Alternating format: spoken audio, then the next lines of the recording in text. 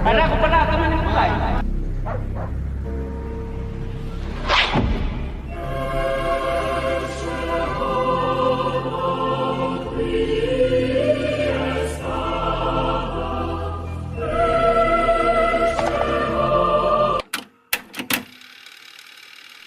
ভিডিওটি অন্য সব ভিডিও থেকে আলাদা হতে চলেছে। আগের ভিডিওগুলোয় আমরা ক্যামেরা ফুটেজ, এলিয়েন্স, ঘোস্ট এসব নিয়েই জেনেছি, কিন্তু আজকের ভিডিওটা একটু আলাদা হবে। আজকের ভিডিওতে আমি আপনাদের কিছু ফটোগ্রাফ দেখাবো। এর মধ্যে কিছু ফটোস এমন থাকবে যা থেকে আপনাদের কাছে straight up creepy disturbing vibes আসবে, আর কিছু ফটো দেখতে কমপ্লিটলি নর্মাল মনে হবে। দেখলে বোঝাই যাবে না যে আসলে কি আছে এখানে, কিন্তু এইসব ফটোর মধ্যে একটা সিমিলারিটি আছে। এইসব ফটোর পিছনে একটা খুব ক্রিপি এবং ভয়ঙ্কর ব্যাক স্টোরি লুকিয়ে আছে। এই ফটোগুলোর স্টোরি জানার পর আপনারা বুঝতে পারবেন যে এই ফটোগুলোর মিনিং কতটা ডার্ক ছিল। আপনারা রিয়েলাইজ করতে পারবেন যে এই পিকচারগুলোর পিছনের ব্যাক স্টোরিটি কত ভয়ানক ছিল। So welcome to a new video of a fake ওয়াইটি।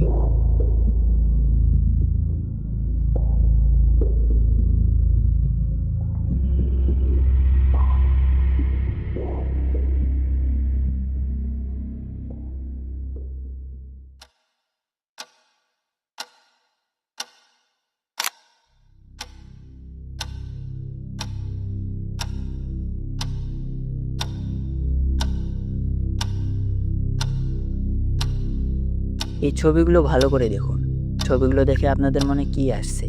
দেখতে গেলে ছবিগুলো একই রকম লাগছে, কিন্তু কোনো একটি কারণে এই ছবিগুলো মোটেও স্বাভাবিক মনে হচ্ছে না। প্রতিটি ছবি সমানভাবে ক্রিপি লাগছে। আপনারা যদি প্রতিটি ছবি ভালোভাবে দেখেন, তাহলে প্রতিটি ছবিতে আপনারা একটি অদ্ভুত মানুষের মতো আকৃতি দেখতে পাবেন। আর এই মানুষের মতো আকৃতিকে দেখে মনে হয় যে এটি কোনো হ্যালোউইনের কোনো প্রপ বা কোনো পুতুল, যার সাথে লোকরা দাঁড়িয়ে পোজ দিচ্ছে। কিন্তু একই সাথে এই ছবিগুলো থেকে বেশ আনকমফোর্টেবল ভাইব আসছে। মনে হচ্ছে যে কিছু একটা অদ্ভুত চলছে, এবং এইসব ছবি দেখে মনে শুধু একটাই প্রশ্ন আসছে, এই ছবিগুলোর পিছনের গল্পটি কী? আপনারা যদি এখনও এই জিনিসটি এক্সপেক্ট না করে থাকেন, তবে আমি এটি ক্লিয়ার করে দিই যে এই ছবিগুলো আমি আপনাদের দেখালাম, এগুলোর পিছনে একটি অত্যন্ত লোমহর্ষক এবং ভয়ানক গল্প আছে, যা হয়তো আপনাদের খুব বেশি আনকমফোর্টেবল ফিল করাবে। এইসব ছবির পিছনের গল্পটি জানতে আমাদের ইন্দোনেশিয়ার সুলাওয়েসি দ্বীপপুঞ্জে যেতে হবে। দক্ষিণ সুলাওয়েসির যত পাহাড়ি অঞ্চল আছে, সেই অঞ্চলগুলোতে একটি স্থানীয় আদিবাসী সম্প্রদায় বাস করে, যাদের বলা হয় তোরাজা ট্রাইব। এই আদিবাসী সম্প্রদায় ওই অঞ্চলগুলোতে বহু বছর ধরে, আসলে বহু শতাব্দী ধরে বসবাস করে আসছে। আর এই আদিবাসী সম্প্রদায়ের লোকদেরকে তোরাজান বলা হয়। আমাদের তো এটা জানাই আছে যে এই পুরো পৃথিবীতে সব জায়গায় এই ধরনের অনেক আদিবাসী সম্প্রদায় বাস করে। আর সব আদিবাসী সম্প্রদায়ের মতো তোরাজানদেরও নিজস্ব কিছু অনন্য এবং খুব নির্দিষ্ট বিলিফস রয়েছে। তাদের নিজস্ব কিছু আধ্যাত্মিক বিশ্বাস আছে, যা বাকি বিশ্বের থেকে অনেক আলাদা। তাদের এইসব বিশ্বাসের ভিত্তিতেই এই আদিবাসী সম্প্রদায় এমন কিছু প্রথা, এমন কিছু উৎসব এবং আচার অনুষ্ঠান পালন করে, যা তাদের জন্য একটি খুব স্বাভাবিক এবং মজাদার উদযাপন, কিন্তু বাইরে বিশ্বের জন্য এটি কোনো কাল্টি রিচুয়াল থেকে কম নয়। আমি আপনাদের প্রথমে তোরাজান মানুষদের বিলিফ সম্পর্কে বলি, যা আপনাদের হুঁশ উড়িয়ে দেবে। এই মানুষরা বিশ্বাস করেন যে তোরাজা উপজাতিতে যখন কোনো পরিবারের কোনো সদস্যের মৃত্যু হয়, তখন আসলে সেই পরিবারের সদস্যটি মারা যায় না, তার জীবন সেখানেই শেষ হয় না, বরং তার যে দেহটি থাকে সেটি অসুস্থ হয়ে যায়। মূলত মৃত পরিবারের সদস্যদের এই পরিবারগুলিতে কেবল অসুস্থ হিসাবেই বিবেচনা করা হয়। তাই পরবর্তীতে সেই মৃত পরিবারের সদস্যের সাথে তারা ঠিক তেমনই আচরণ করে যেমনটি আপনারা কোনো অসুস্থ ব্যক্তির সাথে করবেন। তারা সেই মৃতদেহটি সরাসরি শেষকৃত্য না করে সেই মৃতদেহকে তারা নিজেদের বাড়িতেই রাখে। সেই মৃতদেহকে তারা খাবার খাওয়ায়, পরিষ্কার করে নতুন কাপড় পরায় এবং এমনকি তার যত্ন নেয়, সেবা করে, আর দিনের বেলায় তার সাথে কথাও বলে। এইসব শুনে গা একটু ছমছম করে যে মানুষ মৃতদেহের সাথে কথা বলছে, তার সাথে সময় কাটাচ্ছে। কিন্তু পুরো বিষয়টি আরও বেশি ভীতিকর হয়ে ওঠে যখন আপনারা জানবেন যে এই মৃতদেহগুলোতে তারা নিজের বাড়িতে শুধু কয়েকদিনের জন্য নয়, কখনো কখনো কয়েক সপ্তাহ, কয়েক মাস, এমনকি 20 থেকে 30 বছর পর্যন্ত নিজের বাড়িতে রাখেন। আপনারা কি কল্পনা করতে পারেন যে একটি মৃতদেহকে, একটি পচা ক্ষয়প্রাপ্ত মৃতদেহকে আপনারা নিজেদের কাছে রাখছেন, তাও 20 থেকে 30 বছর পর্যন্ত, আর সেই একই বাড়িতে লোকেরা বসবাস করছে যেখানে একটি মৃতদেহও আছে। অবশেষে একটি মৃতদেহকে এত বছর নিজেদের বাড়িতে রাখার পর যখন এই পরিবারের সদস্যর কাছে যথেষ্ট টাকা জমা হয়, তখন তারা তাদের মৃত পরিবারের সদস্যের জন্য একটি খুব জাঁকজমকপূর্ণ এবং খুব ব্যয়বহুল শেষকৃত্যের পরিচালনা করে। এই শেষকৃত্যকে তারা রম্বু সোলু বলে। সেই মৃতদেহকে আবার পরিষ্কার করে ভালো কাপড় পরিয়ে একটি কফিনে রাখা হয় এবং তাদের গ্রামের কিছু পাহাড়ের গুহা আছে, সেগুলোর ভেতরে তারা পরিবারের যত মৃত সদস্য আছে তাদের কফিনগুলো একসাথে রেখে দেওয়া হয়। আচ্ছা, এত কিছুর পর অবশেষে এই লোকেরা একটি শেষকৃত্য করে সেই মৃতদেহকে কফিনে তো রাখলো। তাহলে তো সবকিছু এখানেই শেষ হওয়ার কথা, তাই না? যদি এখন আপনাদের এমন মনে হয় যে এখানেই সবকিছু শেষ হয়ে গেছে, তাহলে আমি আপনাদের বলে রাখি যে এই গল্পটি এখানেই শেষ হয়নি। এখনও তো সেই রিচুয়াল শুরুই হয়নি যার কথা আমি বলতে চলেছি। এখন পালা সেই আচার অনুষ্ঠানের বা সেই প্রথাটির যার কথা আমি বলছিলাম। এই আদিবাসী সম্প্রদায়ের মধ্যে প্রতি ৩ বছর অন্তর একবার অগাস্ট মাসে এই আচারটি পালন করা হয়।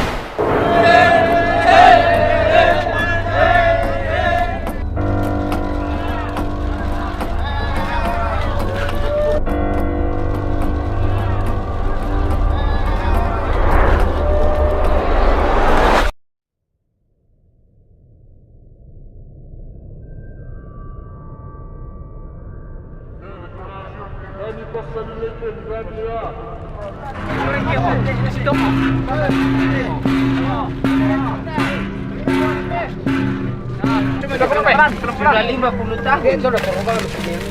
Wah, harus aja to. Bisa ditiru lah. Ayo.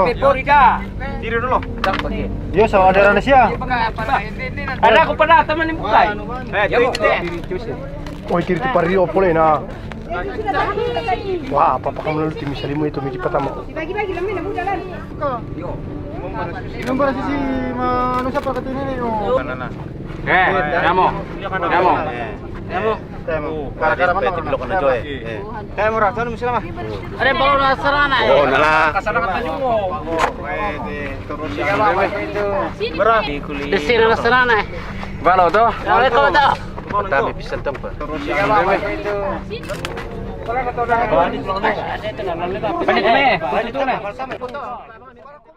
যে পরিবারের সদস্যদের মৃতদেহকে এই আদিবাসী সম্প্রদায় নিজেদের কাছে রেখেছিল, তারা আবার সেই সব মৃতদেহকে কফিন থেকে বাইরে বের করে আনে। তাদেরকে আবার পরিষ্কার করে নতুন কাপড় পরানো হয় এবং তাদের সাথে আবার কথা বলা হয়।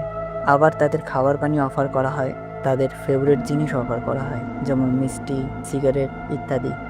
আর এটি একটি পুরো রিচুয়ালের অংশ যা তারা তাদের পূর্বপুরুষদের এবং তাদের যত মৃত সদস্য আছে তাদের প্রতি সম্মান জানানোর জন্য করে থাকে।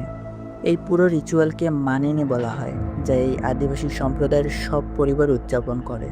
এটি এমন একটি আচার যা এই উপজাতি সম্প্রদায় বহু বছর ধরে উদযাপন করে আসছে। আর আধুনিক যুগের সময় ক্যামেরা এবং ফোনের সহজলভ্যতার কারণে এই আচার পালন করার সময় পরিবারের সদস্যরা সেই মৃত পরিবারের সদস্যের দেহের সাথে দাঁড়িয়ে পোজ নেয়, তার সাথে ছবিও তোলে। শুরু থেকে এখন পর্যন্ত আমি আপনাদের যতগুলো ভয়ানক দেখতে ভয়ঙ্কর ছবিগুলো দেখিয়েছিলাম, সেগুলো এই গা ছমছমে মানেনি রিচুয়ালের ছবি। এখন আপনারা স্পষ্ট জানতে পারলেন যে এই ছবিগুলোতে যে মানুষের মতো বিষয়টি ছিল সেটি কোনো হ্যালোইন প্রপ ছিল না, বরং এটি ছিল একটি আসল, পচা এবং ক্ষয়প্রাপ্ত মানুষের মৃতদেহ। এই মানুষদের বিশ্বাস যাই থাক না কেন, আমি কোনোভাবে সেটিকে অসম্মান করতে চাই না, কিন্তু যখন আমি এই ছবিগুলো দেখি, সে মৃতদেহগুলোকে দেখি, তখন মনের মাঝে কেন জানি ক্রিপি এবং ডিস্টার্বিং ভাইব চলে আসে।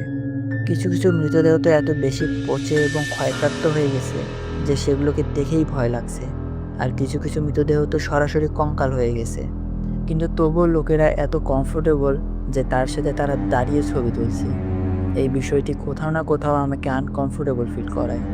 সবশেষে যখনই আমি এই পুরো আচার সম্পর্কে ভাবি, নিজের পরিবারের সদস্যদের মৃতদেহের সাথে এইভাবে মেলামেশা, যে যাই বলুক না কেন, আমার জন্য এই জিনিসটা পুরো একটা ভয়ানক জিনিস। এবং এই সত্য কেউ অস্বীকার করতে পারে না যে এই মানেনি রিচুয়ালের ছবিগুলো চরম ডিস্টার্বিং।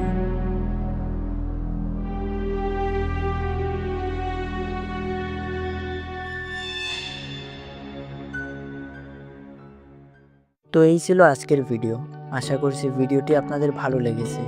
যদি আপনাদের এমন ডিস্টার্বিং অদ্ভুত ভৌতিক গল্প ভালো লেগে থাকে, তবে আপনারা এই চ্যানেলটি সাবস্ক্রাইব করতে পারেন, কারণ সামনে আরও এরকম অনেক ভিডিও আসতে থাকবে।